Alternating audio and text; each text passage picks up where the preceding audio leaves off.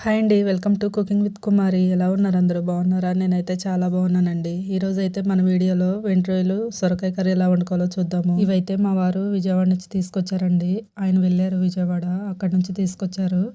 చాలా బాగుంటాయండి అక్కడ. మేము ఎప్పుడూ అక్కడ నుంచే తీసుకొచ్చుకుంటాము. విజయవాడ నుంచి అయితే ఈ రొయ్యలు ఇంకా వేరే చేపలు కూడా తీసుకొచ్చారండి. అవి కూడా చూపిస్తాను చూడండి. చూసారు కదా, ఇవి కూడా తీసుకొచ్చారు. ఈ చేపలని ఏమంటారో మీరు కామెంట్ చేయండి. ఇవి కూడా కర్రీ టేస్ట్ చాలా బాగుంటాయండి. మీరు ఎప్పుడైనా వండారా లేదా అన్నది కామెంట్ చేయండి.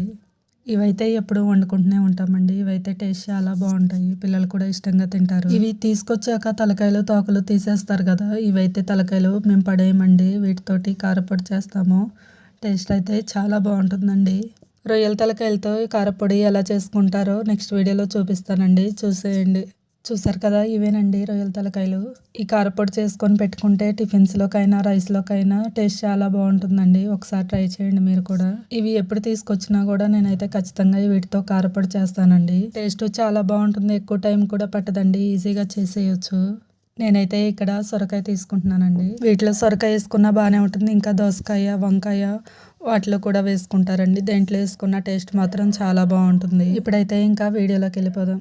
ముందుగా సొరకాయ తీసుకున్నాక నీట్గా చెక్కు తీసేసుకొని కడిగేసుకున్నాక ఈ విధంగా కట్ చేసుకోవాలి. మరీ సన్న ముక్కలుగా కాకుండా చూసారు కదా, ఈ విధంగా కట్ చేసుకోవాలి.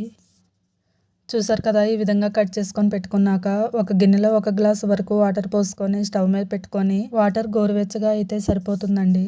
గోరువెచ్చగా అయిపోయాక ముందుగా తీసి పెట్టుకున్న రొయ్యలు కూడా వేసుకొని నీట్గా కడిగేసుకోవాలండి. నేనైతే 100 గ్రామ్స్ వరకు తీసుకున్నాను రొయ్యలు. నీట్గా కడిగేసుకొని ఒక ప్లేట్లోకి వేసేసుకున్నాక స్టవ్ ఆన్ చేసుకొని కళాయి పెట్టుకున్నాక 3 టేబుల్ స్పూన్ ఆయిల్ వేసుకొని ఆయిల్ హీట్ అయ్యాక ముందుగా కడిగి పెట్టేసుకున్న రొయ్యలు అయితే వేసేసుకుందామండి. మీడియం ఫ్లేమ్లో పెట్టుకొని రొయ్యలు కలర్ చేంజ్ అయ్యేంత వరకు వేయించుకోవాలండి.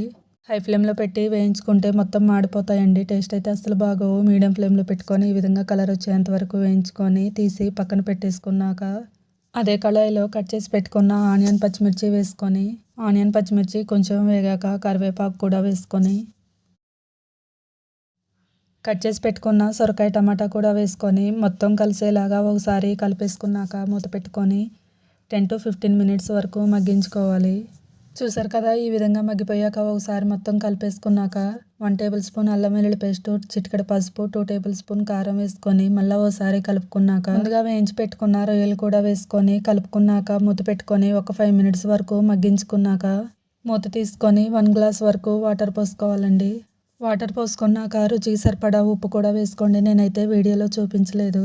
స్టార్టింగ్లో అసలు ఉప్పు వేసుకోకండి. సొరకాయలు ఉట్టిగానే ఉప్పు పట్టిపోతాయి. టేస్ట్ అయితే అసలు బాగోదు.